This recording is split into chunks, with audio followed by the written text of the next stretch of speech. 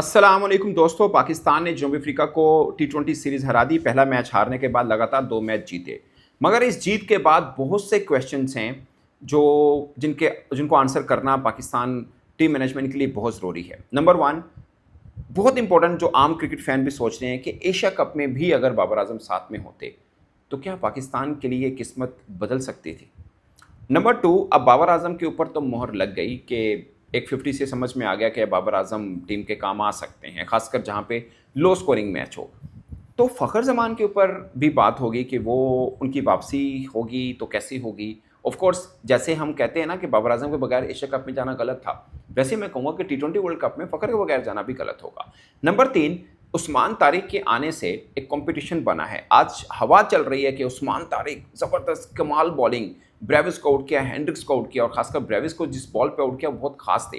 उनके कुछ स्टैट मैं आपके साथ शेयर करूंगा, मगर इससे पहले सुफियान मुकीम भी ऐसा कर चुके हुए हैं। हमने एकदम कहा कि टॉप प्रायोरिटी जो स्पिनर होगी वो सुफियान, आज कोई जिक्र भी नहीं करता। इस बीच में अबरार बाहिर बैठे हैं, शादाब खान भी थोड़े फिट हो गए हैं, वो भी वापस आएंगे। तो इतने स्पिनर्स में वर्ल्ड कप का सफ़र कौन से स्पिनर के साथ करेंगे, इसके ऊपर भी बात करेंगे। फिर आ जाते हैं हम, सलमान मिर्ज़ा ने भी, जिसे बोलते हैं, एक पॉजिटिव प्रॉब्लम पाकिस्तान के लिए क्रिएट की है।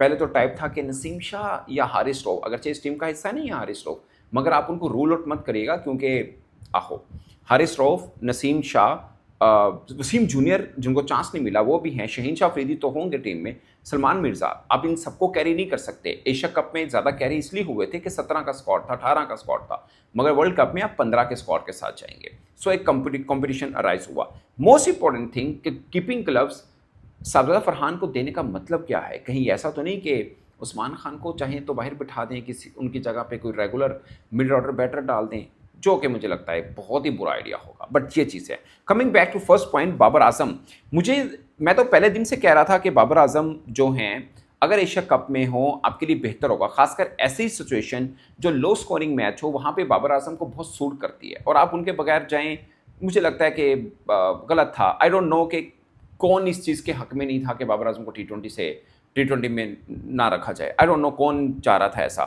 ये मैं मान लेता हूँ। अब आप स्टैट देखिएगा, बहुत से लोग आपको कहेंगे कि 13 मैचेस के बाद 50 आई है बाबर आजम की, और ये सबसे लंबी स्ट्रीक है। इससे पहले 2022 में एक स्ट्रीक आई थी बाबर आजम के, 7 मैचेस गुजर गए थे और कोई 50 नहीं आई थी।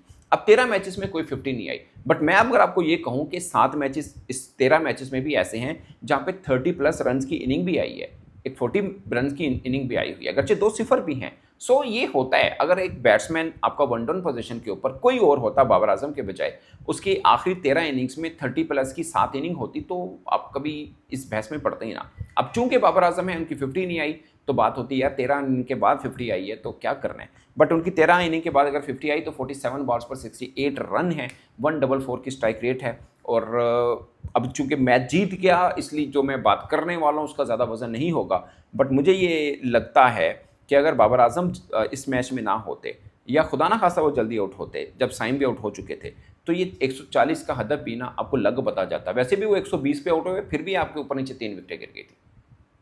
सो ये भी एक देखना है कि Babar Azam low scoring match में आपके लिए सबसे अहम पिलर है।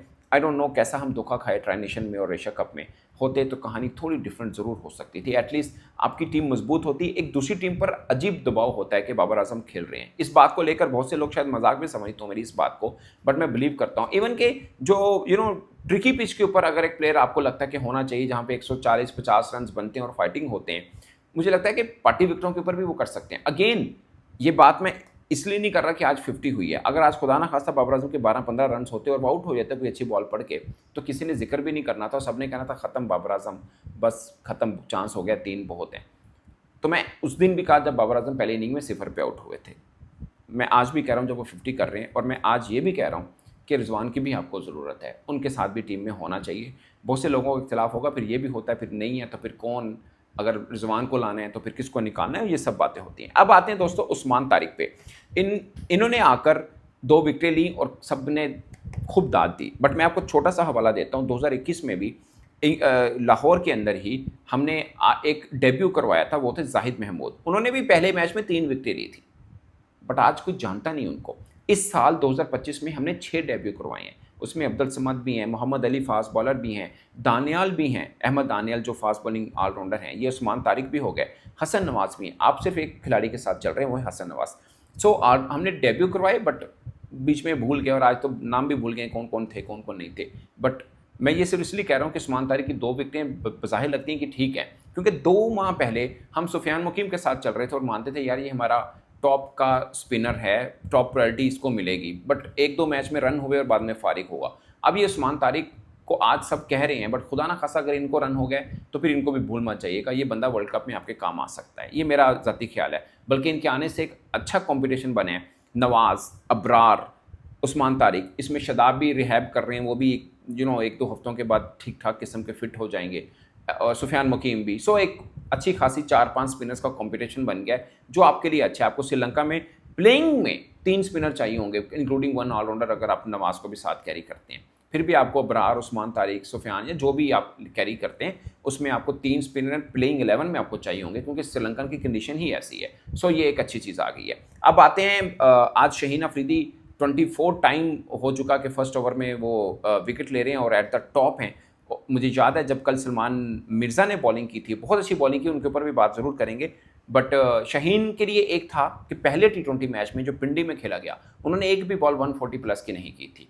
आज उनका पहला ही ओवर बड़ा शानदार था, बल्कि एक तरह से 3 विकेट ले रही थी। ब्रेविस जो है वो रिव्यू में बच गए थे, बल्कि बॉल वो भी बहुत तगड़ा उनको पड़ा था। तो ईगल भी अपनी परवाज़ के साथ आए, मगर अभी भी शहीन को अपने पेस के ऊपर थोड़ा सा करने हैं, क्योंकि शहीन अगर 145 प्लस के साथ आते हैं तो वही काट उनकी बॉलिंग में दिखेगी जो हम कभी शहीन में देखा करते थे, और बीच बीच में हमें देखने को फिर मिल जाती है। सो शहीन आ गया। सलमान मिर्ज़ा ने एक अच्छा, सलमान मिर्ज़ा का एडिशन इसलिए भी हो जाता है कि आपके साथ फ़हीम है, और फ़हीम की बॉलिंग भी थोड़ी बेहतर है। उन्होंने एशिया कप के फाइनल में अच्छी बॉलिंग की है, उन्होंने कल मैच में अच्छी बॉलिंग की और अच्छी जगहों के ऊपर आके 4 बल्लेबाजों को आउट किया, और आज भी अच्छी जगह पे आके आपको ब्रेक थ्रू दिया। सो उनका आना एटलीस्ट 3 ओवर तो वो 2-3 ओवर तो कर ही लेंगे। आई डोंट नो उनको पिंडी में बॉलिंग क्यों नहीं दी थी, बट लाहौर में बॉलिंग दी है और दोनों मैचेस में उन्होंने ज़बरदस्त बॉलिंग की है। और उनके आने से नसीम शाह को रेस्ट एक तरह से मिल गया, मतलब रेस्ट दिया गया, क्योंकि आपको राइट हैंड में एक बॉलर चाहिए था, वो फ़हीम अशरफ आ गए हैं, और 2 लेफ्ट हैंड के साथ गुजारा हो गया। सो ये भी एक कंपटीशन फास्ट बॉलर का पड़ा है। बट इन सब चीज़ों के बावजूद ये जो खिचड़ी बनी हुई है पाकिस्तान की 15 स्क्वाड बनाने जो वर्ल्ड कप के लिए, उस बीच में आप एक चीज़ याद रखिएगा, साउथ अफ्रीका के खिलाफ जीते हैं, अच्छी जीत है, बड़ी टीम बज़ाहिर, बट बी कैटेगरी की टीम ज़रूर है। अब बज़ाहिर ये लग रहा है कि शायद वो जो पिंडी में जीते थे, शायद उनका वो फ्लूक था, क्योंकि हम 2 लगातार जीते और दोनों मैचेस में कहीं पर भी अफ्रीका हमें नज़र नहीं आया।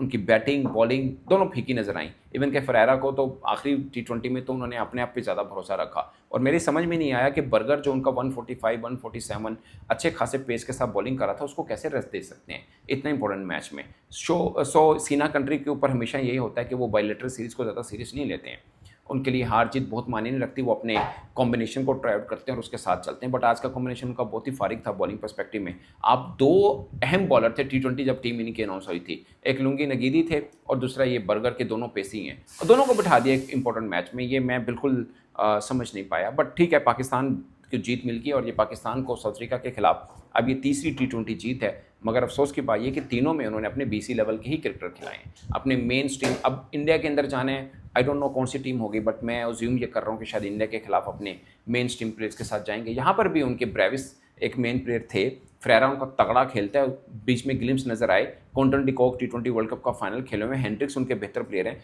But Markram, Stubbs, Rabada, Michael Johnson, ये वो नाम है, मिलर, ये वो नाम है जिससे उनकी टीम T20 की एक्चुअल में कंप्लीट होती है। बट ठीक है, हमें जीत मिली है, और ये एक जीत हमें चाहिए थी थोड़े से फ्लाई लेने के लिए। अब ट्राई नेशन सीरीज़ खेलनी है, फिर ऑस्ट्रेलिया के खिलाफ T20 सीरीज़ है। आई होप कि अब बहुत सी ऑप्शन पाकिस्तान सिलेक्शन कमेटी के पास होंगे, टीम मैनेजमेंट के पास होंगे, और इतनी ऑप्शन एक प्रॉब्लम ज़रूर होता है, बट ये स्वीट प्रॉब्लम है। इस पर दोस्तों आप अपनी राय कमेंट के सूत्र में जरूर बताएगा। मेरी तरफ से इतना ही, इजाज़त दीजिए, अल्लाह हाफिज़।